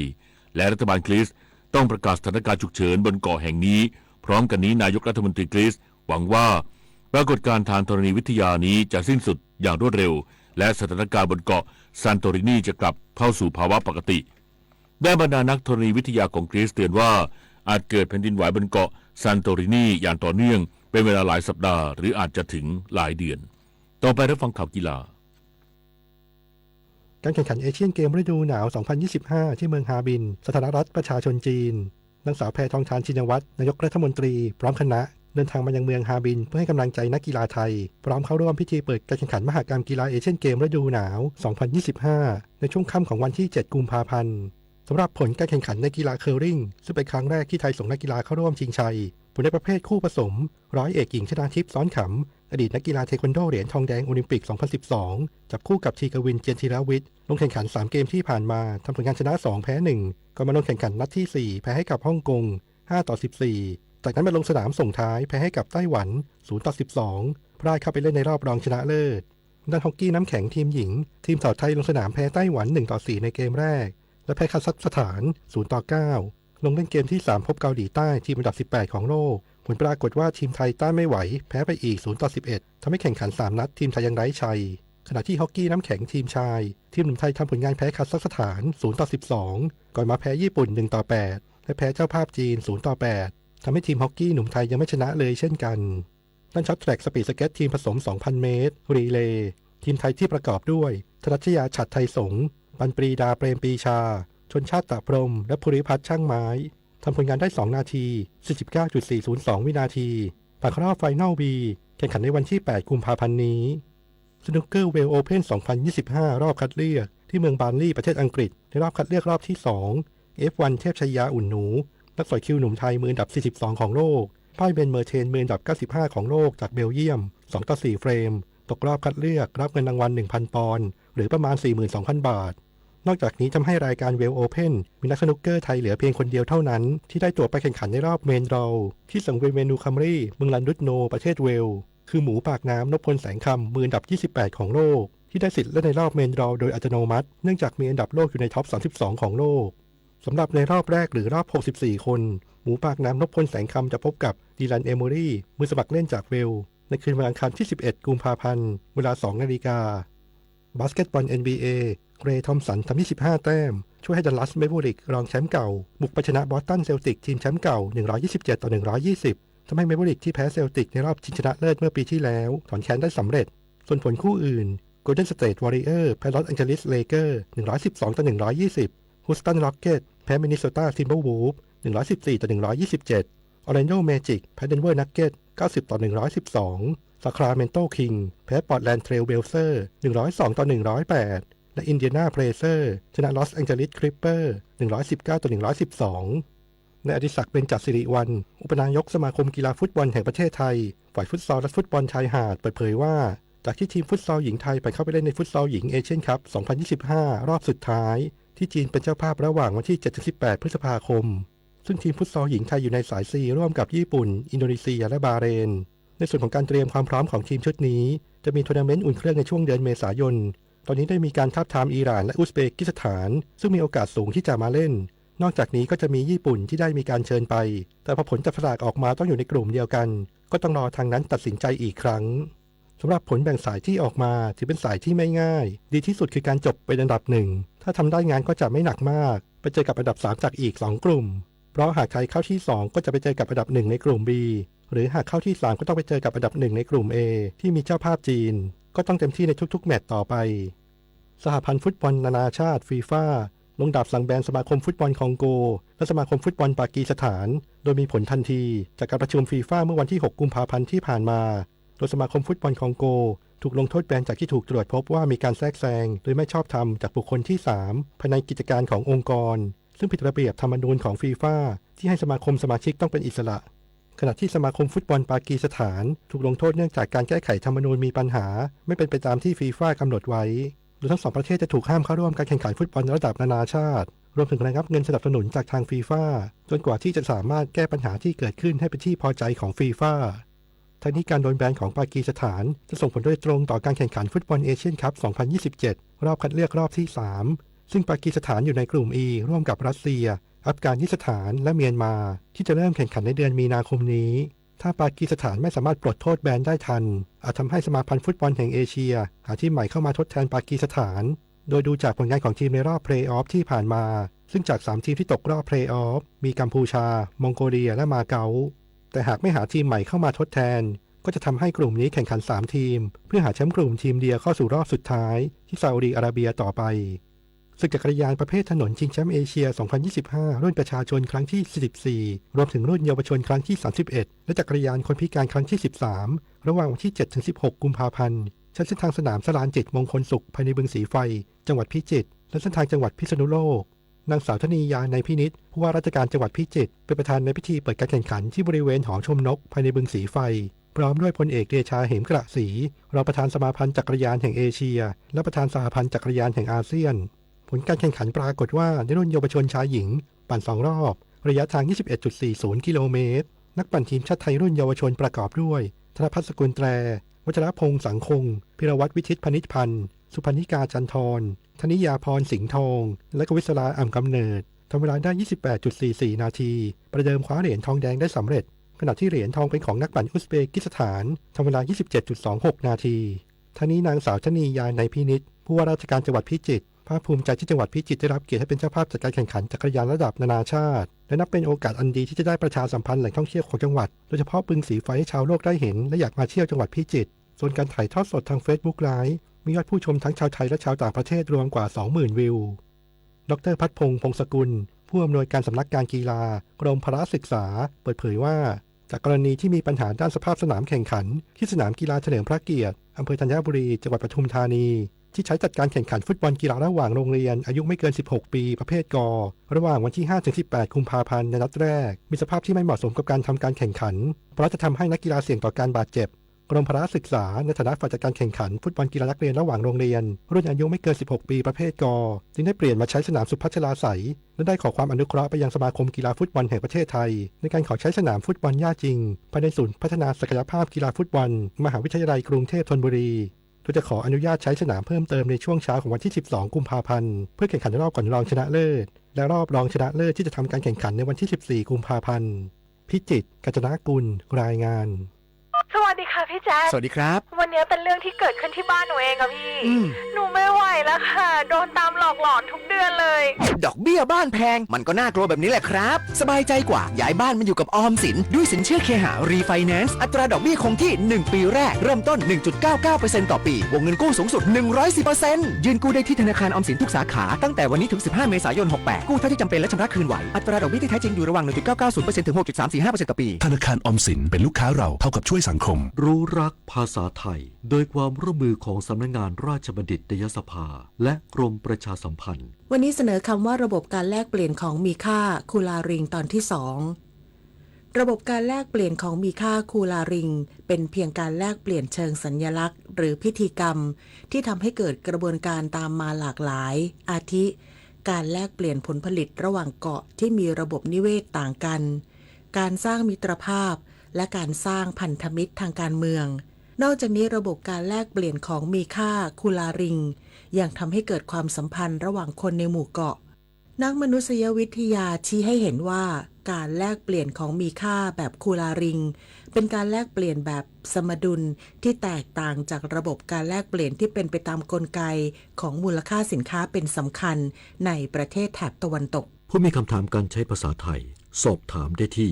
www.orst.go.th วันจันทร์สีส้ม อังคารสีแดง พุธสีส้ม พฤหัสสีแดง ศุกร์สีส้ม ส้มเริ่มส่งผลต่อสุขภาพแดงมีผลต่อสุขภาพปอดเราไม่ปลอดภัยแล้วหายใจ1วันเทียบเท่ากับการสูบบุหรี่4มวนเพิ่มความเสี่ยงมะเร็งปอด 1.4 เท่างดเผางดจุดธูปหมั่นเช็คสภาพรถเพื่อลดควันและไม่ลืมสวมหน้ากากอนามัยป้องกันฝุ่นก่อนออกจากบ้านเช็คค่าฝุ่นที่ Air4 ไทยแอปพลิเคชันกรมควบคุมมลพิษ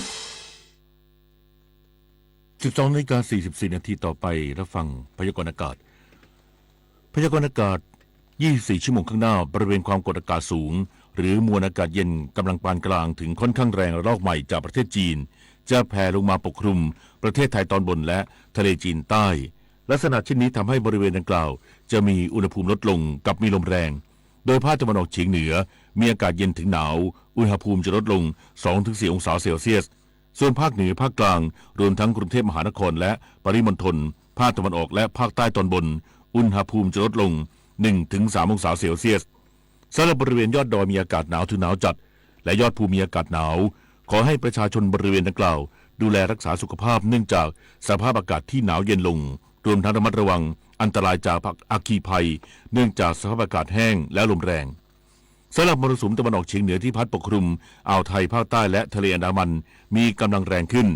ทำให้ภาคใต้ฝั่งตะวันออกมีฝนฟ้าคะนองบางแห่งส่วนคลื่นลมบริเวณอ่าวไทยและทะเลอันดามันมีกำลังแรงขึ้นโดยอ่าวไทยตอนล่างมีคลื่นสูง 2-3 เมตรบริเวณที่มีฝนฟ้าคะนองคลื่นสูงมากกว่า3 เมตรอ่าวไทยตอนบนมีคลื่นสูงประมาณ2 เมตรบริเวณที่มีฝนฟ้าคะนองคลื่นสูงมากกว่า2 เมตรและทะเลอันดามันมีคลื่นสูงประมาณ1 เมตรห่างฝั่งคลื่นสูงมากกว่า1 เมตรสำหรับชาวเรือบริเวณอ่าวไทยและทะเลอันดามันควรเดินเรือด้วยความระมัดระวังและหลีกเลี่ยงการเดินเรือในบริเวณที่มีฝนฟ้าคะนองไปด้วยและเรือเล็กบริเวณอ่าวไทยตอนล่างควรงดออกจากฝั่งสภาวะอากาศที่มีผลต่อการสะสมฝุ่นละอองในระยะนี้การสะสมของฝุ่นละอองหมอกควันบริเวณประเทศไทยตอนบนอยู่ในเกณฑ์ปานกลางถึงค่อนข้างมากโดยมีแนวโน้มลดลงเนื่องจากลมที่พัดปกคลุมมีกำลังแรงขึ้นพยากรณ์อากาศตั้งแต่เที่ยงวันนี้จนถึงเที่ยงวันพรุ่งนี้ภาคเหนืออากาศเย็นถึงหนาวกับมีหมอกในตอนเช้าและอุณหภูมิจะลดลง 1-3 องศาเซลเซียสโดยมีฝนเล็กน้อยบางแห่งอุณหภูมิต่ำสุด 15-22 องศาเซลเซียสบริเวณยอดดอยอากาศหนาวถึงหนาวจัดอุณหภูมิต่ำสุด 6-15 องศาเซลเซียสภาคตะวันออกเฉียงเหนืออากาศเย็นถึงหนาวกับมีลมแรงและอุณหภูมิจะลดลง 2-4 องศาเซลเซียสอุณหภูมิต่ำสุด 14-18 องศาเซลเซียสบริเวณยอดภูอากาศหนาวอุณหภูมิต่ำสุด 10-14 องศาเซลเซียสภาคกลางอากาศเย็นในตอนเช้ากับมีลมแรงและอุณหภูมิจะลดลง 1-3 องศาเซลเซียสอุณหภูมิต่ำสุด 21-22 องศาเซลเซียสภาคตะวันออกอากาศเย็นในตอนเช้ากับมีลมแรงและอุณหภูมิจะลดลง 1-3 องศาเซลเซียสโดยมีฝนเล็กน้อยบางแห่งอุณหภูมิต่ำสุด 20-23 องศาเซลเซียสทะเลมีคลื่นประมาณ1 เมตรห่างฝั่งคลื่นสูง 1-2 เมตรภาคใต้ฝั่งตะวันออกอากาศเย็นกับมีหมอกในตอนเช้าโดยมีฝนฟ้าคะนอง10%ของพื้นที่ส่วนมากบริเวณจังหวัดประจวบคีรีขันธ์ชุมพรสุราษฎร์ธานีและนครศรีธรรมราชอุณหภูมิต่ำสุด 20-24 องศาเซลเซียสตั้งแต่จังหวัดนครศรีธรรมราชขึ้นมาทะเลมีคลื่นสูงประมาณ2 เมตรบริเวณที่มีฝนฟ้าคะนองคลื่นสูงมากกว่า2 เมตรตั้งแต่จังหวัดสงขลาลงไปทะเลมีคลื่นสูง 2-3 เมตรบริเวณที่มีฝนฟ้าคะนองคลื่นสูงมากกว่า3 เมตรภาคใต้ฝั่งตะวันตกอากาศเย็นในตอนเช้าโดยมีฝนเล็กน้อยบางแห่งอุณหภูมิต่ำสุด 21-24 องศาเซลเซียสทะเลมีคลื่นสูงประมาณ1 เมตรห่างฝั่งคลื่นสูงมากกว่า1 เมตรกรุงเทพมหานครและปริมณฑลอากาศเย็นในตอนเช้ากับมีลมแรงและอุณหภูมิจะลดลง 1-3 องศาเซลเซียสอุณหภูมิต่ำสุด 22-23 องศาเซลเซียสสภาวะระดับน้ำในแม่น้ำเจ้าพระยาที่หน้ากองบัญชาการกองทัพเรือคำนวณโดยกรมอุทกศาสตร์กองทัพเรือวันพรุ่งนี้น้ำขึ้นเต็มที่เวลา 8:28 นาที สูงกว่าระดับทะเลปานกลาง1เมตร28เซนติเมตรน้ำลงเต็มที่เวลา 23:46 นาทีต่ำกว่าระดับทะเลปานกลาง60เซนติเมตรวันนี้ที่ประภาคารกาญจนาภิเษกแหลมพรหมเทพจังหวัดภูเก็ตดวงอาทิตย์ตกเวลา 18:36 นาทีกรุงเทพมหานครดวงอาทิตย์ตกเวลา 18:21 นาทีต่อไปรับฟังข่าวบริการมูลนิธิอุทกภัทรในพระบรมราชูปถัมภ์รับสมัครกลุ่มเยาวชนในชุมชนหรือเยาวชนในสถานศึกษาอายุระหว่าง 13-25 ปีสมัครเข้าร่วมโครงการเครือข่ายเยาวชนพี่นำน้องรักน้ำตามแนวพระราชดำริปี 2568 ผู้สมัครต้องมีประสบการณ์ด้านการจัดการทรัพยากรดินน้ำป่าตามแนวพระราชดำริภายในสถานศึกษาและชุมชนของตนเองไม่น้อยกว่า1 ปีเป็นโครงการขนาดเล็กที่สามารถดำเนินงานโดยกลุ่มเยาวชนและมีพื้นที่พร้อมดำเนินงานได้จริงในปี 2568 ดาวน์โหลดรายละเอียดโครงการและใบสมัครทางเว็บไซต์ www.utokaphat.org รับสมัครตั้งแต่บัดนี้ถึงวันที่ 15 กุมภาพันธ์โดยมูลนิธิจะสนับสนุนค่าใช้จ่ายในการเดินทางและค่าที่พักสำหรับเยาวชนที่ได้รับเลือกเข้าร่วมโครงการสอบถามรายละเอียดเพิ่มเติมได้ที่ 021580999 โรงเรียนเศรษฐเสถียรในพระราชูปถัมภ์เปิดรับสมัครนักเรียนที่มีความบกพร่องทางการได้ยินปีการศึกษา 2568 โดยเปิดรับสมัครนักเรียนระดับอนุบาลประถมศึกษาปีที่ 1 มัธยมศึกษาปีที่ 1 และมัธยมศึกษาปีที่ 4 ตั้งแต่บัดนี้ถึงวันที่ 2 เมษายน 2568 ติดตามรายละเอียดการสมัครได้ที่ www.sesathian.ac.th หรือสอบถามเพิ่มเติมที่ 022414455 กองในการรักษาความมั่นคงภายในราชอาณาจักรรับสมัครบุคคลเพื่อเลือกสรรเป็นพนักงานราชการกรมน.ปีงบประมาณ 2568 ตำแหน่งพนักงานการเงินและบัญชีจำนวน 13 อัตราปฏิบัติหน้าที่กรมน.ส่วนกลางศูนย์ฤดีกรุงเทพเปิดรับสมัครทางอินเทอร์เน็ตตั้งแต่วันที่ 10 ถึงวันที่ 21 กุมภาพันธ์นี้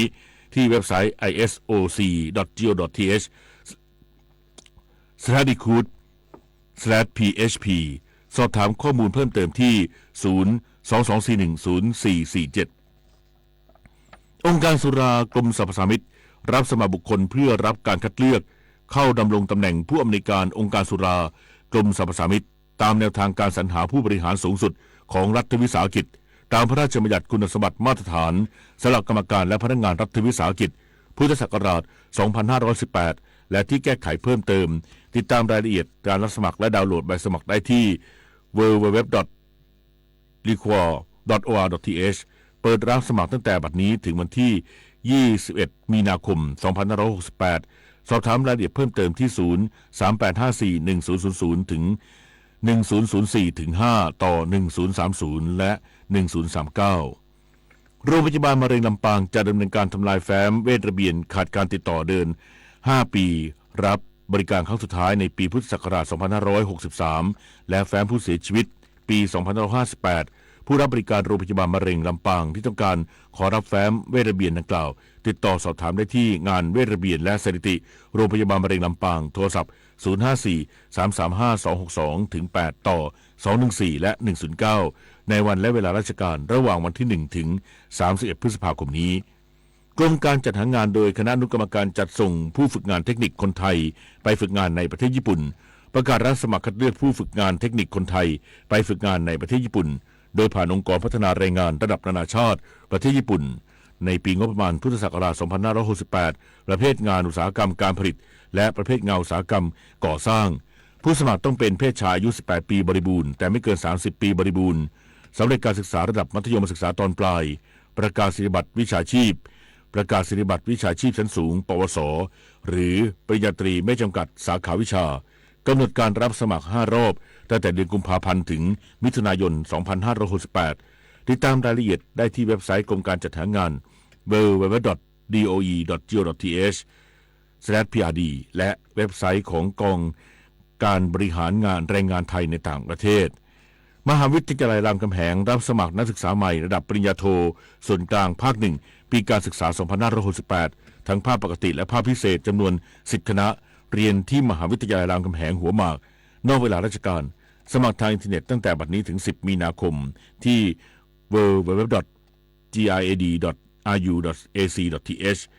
กำหนดสอบข้อเขียนวันอาทิตย์ที่ 20 เมษายน สอบถามรายละเอียดได้ที่หน่วยรับสมัครและลงทะเบียนฝ่ายบริการการศึกษาบัณฑิตวิทยาลัยอาคารท่าชัยชั้น 1 โทรศัพท์ 023108563 ต่อไปรับฟังบทความประจำวัน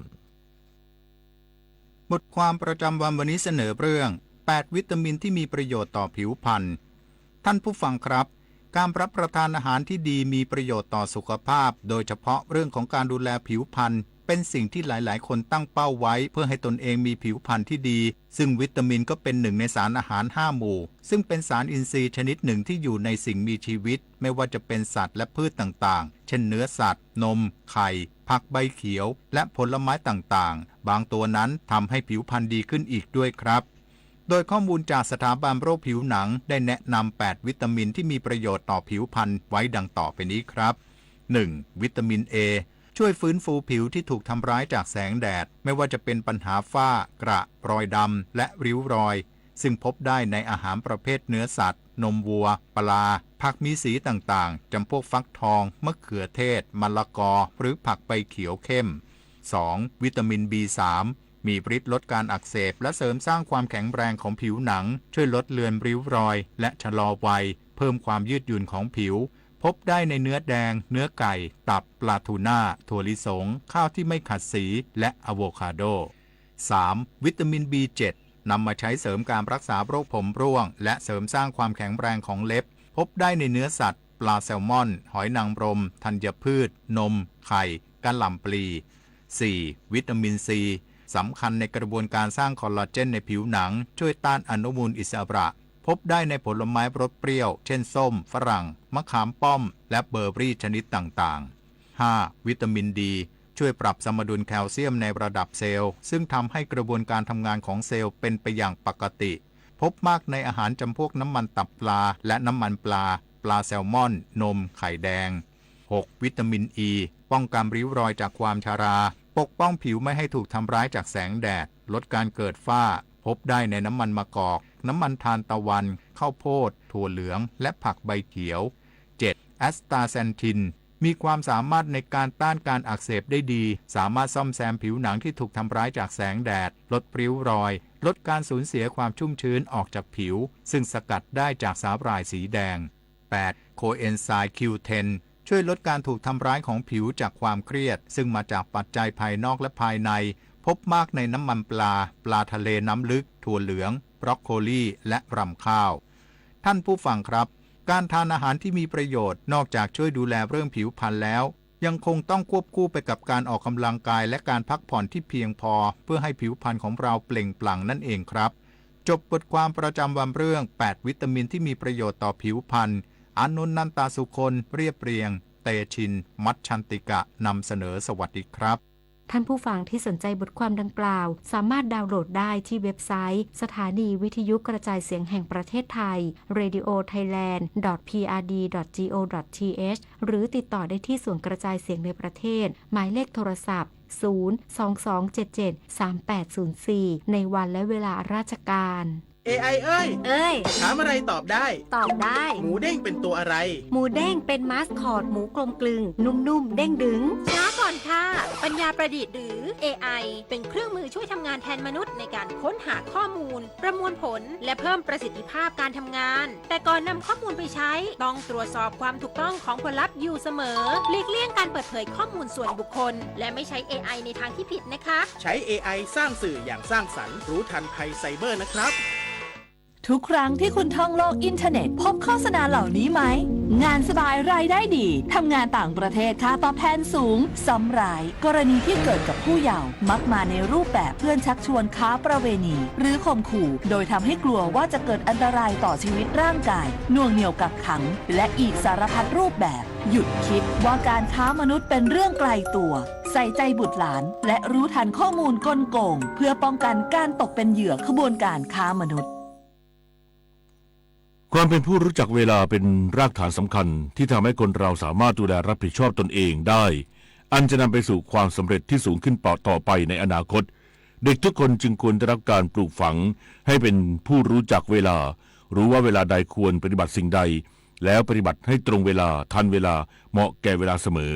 พระบรมราโชวาทพระบาทสมเด็จพระเจ้าอยู่หัวจบข่าวพรหมธิดาทิพยานนท์บรรณาธิการข่าวพินโยรุ่งสมัยอ่าน